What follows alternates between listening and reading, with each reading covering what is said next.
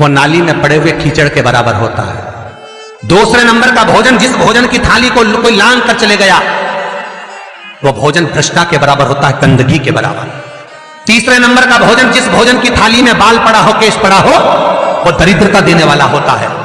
और चौथे नंबर का भोजन अर्जुन, अगर पति और पत्नी अगर एक ही थाली में भोजन कर रहे हैं तो वो मदिरा के तुल्य होता है।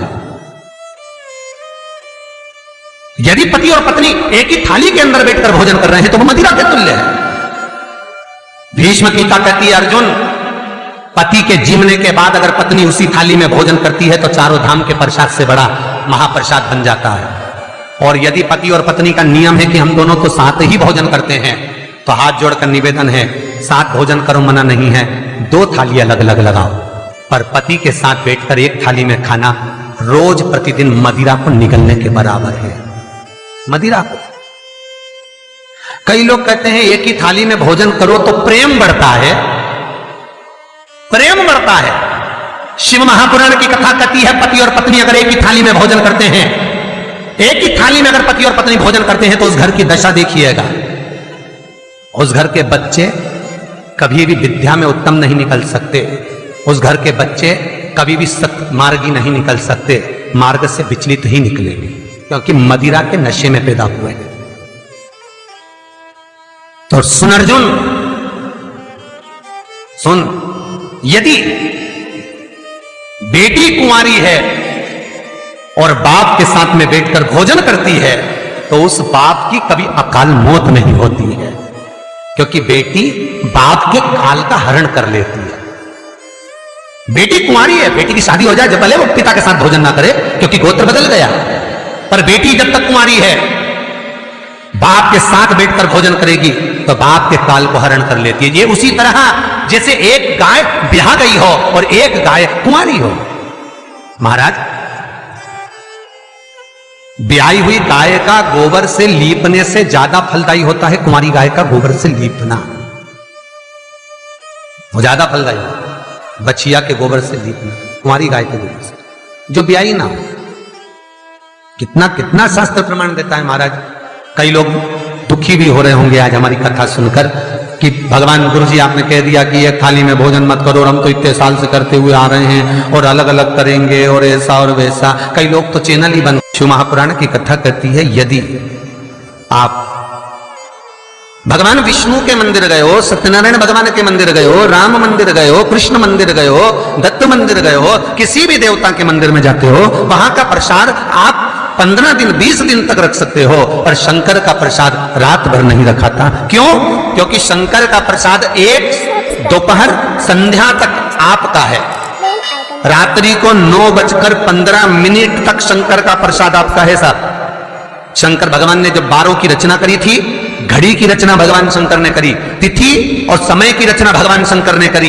एक एक घड़ी, एक एक पल, एक एक तिथि, एक एक नक्षत्र, समय, पल, सबकी रचना शंकर करे। हमारे हर एक वीडियो से सबकी रचना से। इसीलिए तो शास्त्र कहता है ना, लिंग पुराण वर्णन करती है, नर्मदा पुराण कहती है, शिव महापुराण की कथा कहती है, जब व्यक्ति को कोई भारी रोग हो जाता है, कोई कैंसर जैसी बीमारी हो गई, कोई किडनी ही खराब हो गई, कोई लीवर ही बेकार हो गया, कोई बड़ी बीमारी हो गई, तो आप किसी ब्राह्मण से पूछेंगे कि पंडित जी हमको शंकर भगवान का अभिषेक करवाना है, कौन सा टाइम करवाना चाहिए? तो उसका भी समय शिव महापुराण निश्चित करती है, उसका भी समय हमारे लिंग पुराण निश्चित करती है, उसका भी समय नर्मदा पुराण निश्चित करती है।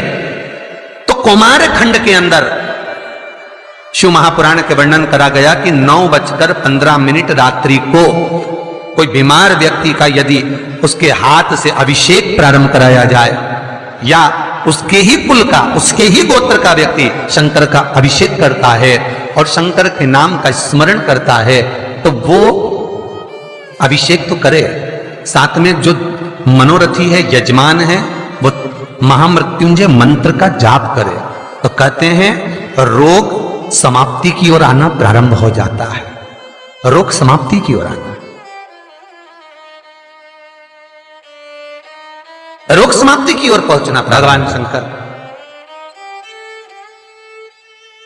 की पावन कथा कहती है, एक कलश के अंदर महाराज दूध ले लीजिए, उसमें काली तिल्ली डाल लीजिए, थोड़ा सा आंवला, सूखा आंवला बाजार में मिलता है, उसको डाल दीजिए। बाजार में अगर गीला बीला मिल जाए, बीला का फल, बेलपत्री में जो फल लगते हैं, बीला का गुर्दा, बीले के अंदर का भाग, अगर बीला नहीं मिले तो बाजार में सूखा बीला मिलता है, उसको पानी में गला लो, गला कर उसको पीस लो, पीस कर उसका उपटन बना लो, पीस के उसको एक कटोरी में ले लो। उस उपटन को, जल के पात्र को, जो व्यक्ति घर में बीमार रहता हो या जिसको बुखार ज्यादा चढ़ रहा हो, उतर नहीं रहा हो, निमोनिया जैसी बीमारी हो, बड़ी से बड़ी बीमारी भी अगर आपको घेरी हुई है, तो आप अपने हृदय चित्त से स्पर्श कराकर, कोई पलंग पर पड़ा हो तो उसका हाथ का स्पर्श करा, जो स्वस्थ है उसके ऊपर से उतार कर भगवान शंकर को ले जाकर वो बीले का उपटन शिवलिंग पर लगा दे, और जो जल है वो शंकर जी को समर्पित करें। कौन सा मंत्र बोलना है, उस मंत्र का स्मरण आप सब प्रेम से करें। ओम, और वो मंत्र है ओम जूं सह। आप स्क्रीन पर देख सकते हैं, मंत्र हमने लिख दिया है ताकि आपको आसानी हो बोलने में भी। ओम जूं सह, इस मंत्र का जप करने से स्वास्थ्य की हर समस्या समाप्त हो जाती है और व्यक्ति निरोगी हो जाता है। ओम जूं सह, इस मंत्र का जाप करते हुए जो दूध चढ़ा देता है उपटन लगाकर, उसकी बीमारी, उसका रोग समाप्त हो जाता है। बहुत ध्यान देना, उसी चढ़ाए हुए जल को, दूध को, उस उपटन के भाग को थोड़ा सा ले आइए। जिस बच्चे को निमोनिया की बीमारी है, जिसका बुखार नहीं उतर रहा हो, उसके मस्तक पर लेपन कर दीजिए, हृदय चित्त पर लगा दीजिए महाराज। उसके बाद में उस बच्चे को वस्त्र से, गीले वस्त्र से पोंछ दीजिए, उस वस्त्र को झटकार दीजिए, बच्चे का बुखार 10 मिनट के अंदर उतर जाएगा। ये कभी भी कर सकते हो, ऐसा कोई दिन निश्चित नहीं है, कोई तिथि निश्चित नहीं है। जब बुखार आए, जब स्वास्थ्य ज्यादा गड़बड़ हो जाए, तब करिए। मंत्र का जाप करते हुए ओम हूम ओम जूम सह, इस मंत्र का बस स्मरण करना है। ओम जूम सह मंत्र का स्मरण करिए और शिव की आराधना करिए। ये वो औषधि है जो सती माता ने भगवान शंकर से विवाह के प्रथम में प्राप्त करी है। यदि कहीं से 5 मुखी रुद्राक्ष मिल जाए और 5 मुखी रुद्राक्ष को तांबे के कलश में जल भरकर उसमें डाल दो, किसी चम्मच से उस रुद्राक्ष को निकाल लो आधे घंटे डालने के बाद। महाराज, शमी का एक पत्ता, शमी पत्र, और शमी का एक पत्ता ले जाकर, शमी पत्र को ले जाकर शिवलिंग पर रखकर 5 मुखी रुद्राक्ष का जल अपनी कामना कर कर, अपनी मन की कामना कर कर, सोमवार के दिन जो व्यक्ति समर्पित कर देता है, उसकी मनोकामना भोलेनाथ 3 महीने में पूरी कर देते हैं। शमी पत्र समर्पित कर कर 5 मुखी रुद्राक्ष का जल, मनोकामना। और एक बहुत सुंदर बात वर्णन करूंगा।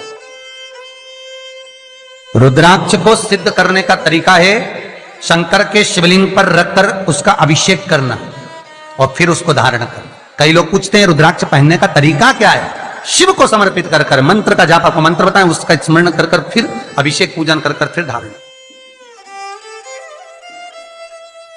एक छेदित रुद्राक्ष होता है जिसमें छेद होता है या छेद करा जाता है, एक बिना छेद का रुद्राक्ष होता है जिसमें छेद नहीं होता। जिस रुद्राक्ष में छेद नहीं होता वो कार्य में सिद्धि अधिक देता है, सिद्धता प्रदान करता है, वो खंडित नहीं कहलाता।